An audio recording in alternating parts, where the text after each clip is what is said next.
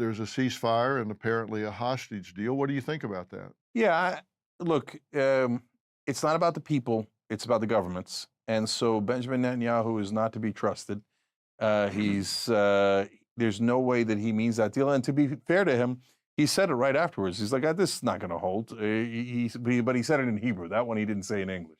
And he said, we reserve the right to bomb them anytime we like. Well, that's not a peace deal. That's not a real ceasefire. Cenk walks into Dr. Phil's studio armed with decades of research and a passion hotter than a jalapeno in July. Dr. Phil, meanwhile, opens with intellectual depth of a fortune cookie. Hamas kicked Israel in the shin analogy. Cenk tries to explain decades of occupation, oppression, and Gaza's brutality through the analogy. But Dr. Phil, he's dodging the point like it's his ex-wife's lawyer. Fed up, Cenk flips the script, calling out Netanyahu and Americans' blind support. But by the end, you'll see it's clear who came with knowledge, and, well, Dr. Phil seems to have brought a spoon to a knife fight. Strap in, it's wild, cringe-worthy ride.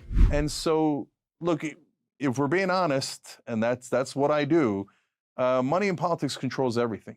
Yeah. Well, you said it's between governments. Is Hamas a government? Well, they're in a strange middle ground, right? Because they did actually win an election, but then they canceled elections. So then once you cancel elections, are you a legitimate government or not? But look, whenever you have an occupation, what it does is it breeds radicalism. Because you don't have any real power, any moderate is seen like a collaborator. So if you're more radical, you're going to get more power. So that's why you got to get to peace. So Israel did a peace deal with Egypt. It worked. It's worked ever since. Peace works. And at the time, people said, no way, Egypt will never follow through. They'll keep bombing us. They'll keep attacking us. Well, they were wrong. The peacemakers, Jimmy Carter was right. Anwar Sadat was right. Menachem Begin was right. So in terms of Israel, they have kind of two things. One, stop killing those folks. Here, I'll give you an analogy, Dr. Phil. So it's like a nerd came up to the biggest football player on the team, and he did something bad to him. He kicked him in the shin. And we go, hey, what'd you do that for? Or he kicked him somewhere worse. Now, that guy, the big guy on the football team, has been on top of this little nerd and punched him in the face about 45 times. And the rest of us are going, please, you got to stop punching him. This is brutal. You have to stop. And it doesn't help Israel. It doesn't help the Palestinians. It doesn't help America. And then the last thing is, I'm a populist. So sorry, but we've given $300 billion to Israel. Enough. It's too much. And by the way, they're a grown-up country now. They're strong. They got the strongest military in the Middle East. They have paid family leave. They have universal health care. We don't have either one of those things. They have one of the strongest economies there. You got this. You could do it on your own. Well, in your analogy, who was the kicking in the shins? So the nerd, the little guy, comes in and kicks the big guy in the shin, okay? Yeah. And so he's got a right to hit him back. So, but at the same time, who was the shin kicker? The Palestinians. Yeah. And was that October 7th? Yeah. Wow. That pretty much trivializes what happened on October 7th, doesn't it? No, because it's an analogy.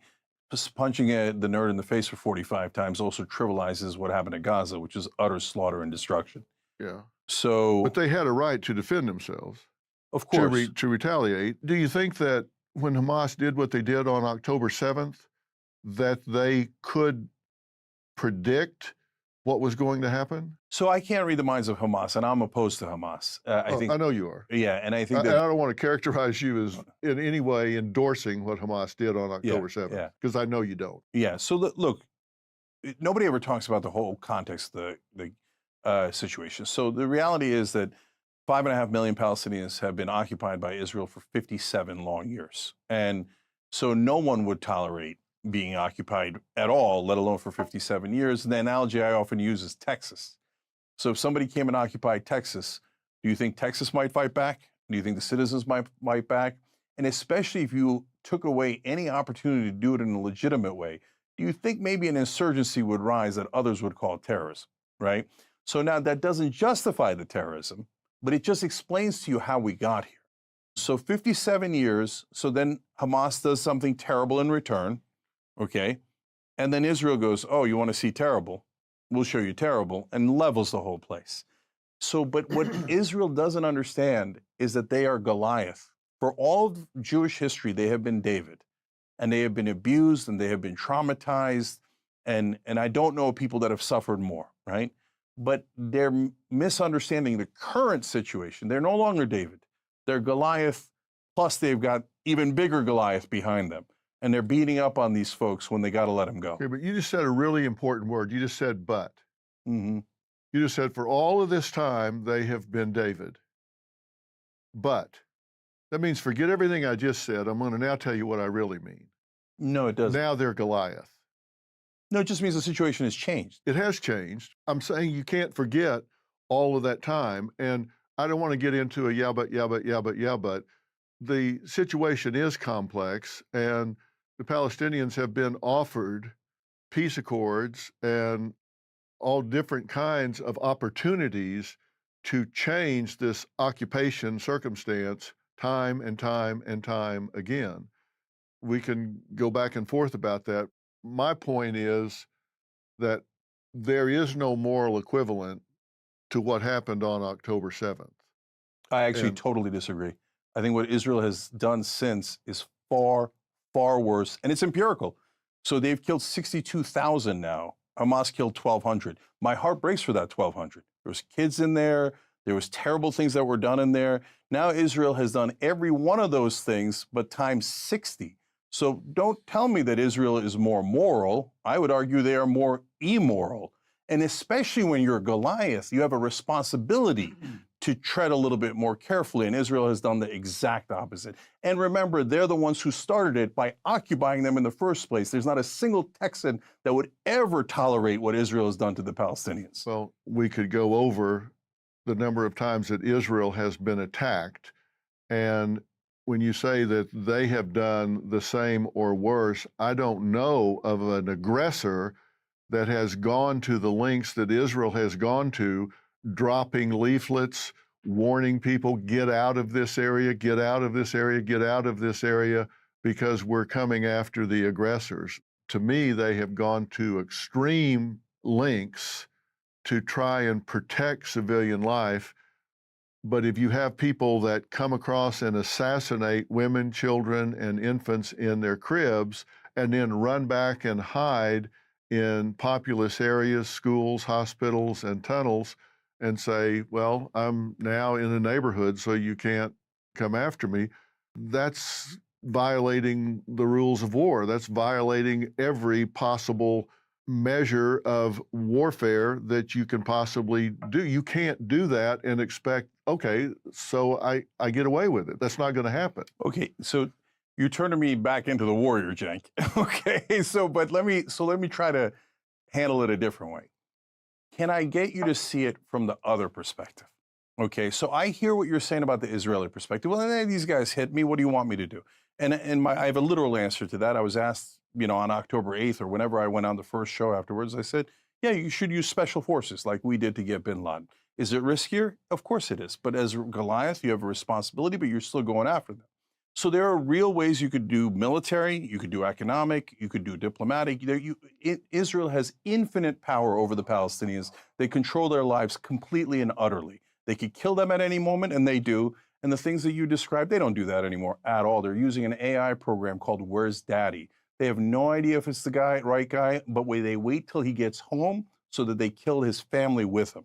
It's disgusting and deeply immoral. I think they're a terrorist state, and I think they do terrorism far worse than anything I've seen from the Palestinians. Now, having said all that, okay, so I'm a bad guy. If you're from Israel's perspective, you go, I don't like that. He's saying mean things about us, and we got every right to occupy these people and keep them as our slaves for 57 long, brutal years, and I'll do it for 500 more years because I'm superior to them. That's how I view Israel. And so I'm not a friend. I'm not like in the sense of what they're doing today.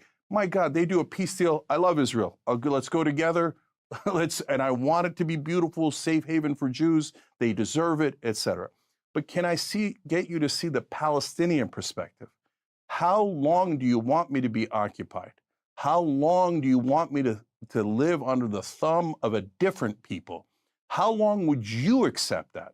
What would you do that was different? And they've tried everything. They've gone to the UN, just like Israel did, rebuffed. They've tried diplomacy, rebuffed. They try everything, rebuffed, because Israel has infinite power because it controls America. I can look at it from Palestinians' point of view, and I hate the loss of life in Palestine. I absolutely hate the loss of life in Palestine. I think when Hamas made the attack they did on October 7th, they put a sequence of events into play that they knew was going to happen. They don't value life, they value death. And I think they put all of those people in harm's way. They knew what they were doing when they did it. They're responsible for what's happening in Gaza Strip when they did what they did. They knew what was going to happen when they did it. So it's happening. And now this peace accord, will it hold? Netanyahu is, I suppose, skeptical of it when you're dealing with people in power whose prime directive is you be dead. It's hard to negotiate with people who are oriented to wipe you off the face of the earth. From the river to the sea, you can spin that any way you want, but that is what it is. It's so hard not to get frustrated. I'm trying to make peace here, but Dr. Phil, look, last things on this.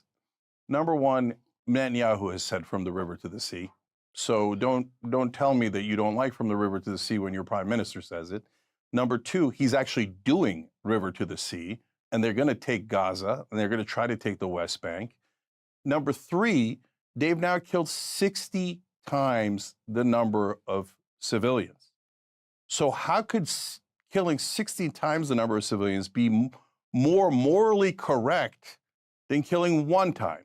It just doesn't make any sense. But America's only looking at it from the Israeli perspective. Oh my God, what would you do if you were attacked? Okay, but I'm asking you, what would you do if another race, country, religion, government was oppressing you for 57 years? They have to go to checkpoints. They get humiliated at every checkpoint. They have no rights at all. The settlers have killed 1,000 people in the West Bank. Nothing to do with the Gaza Strip, nothing to do with Hamas. Hamas is not in charge of the West Bank. They kill, oppress, humiliate, and then they go, I can't believe you're mad about it.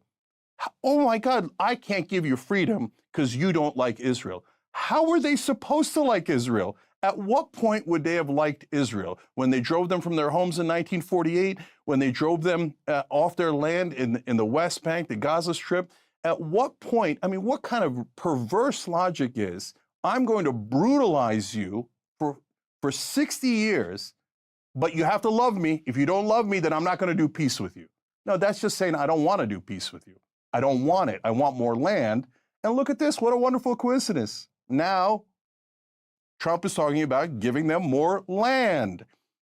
Look, so the right-wing government of Israel is a plague upon this earth. And so I have tremendous sympathy for the people and the citizens of Israel. I have tremendous sympathy for Jewish people all across the world.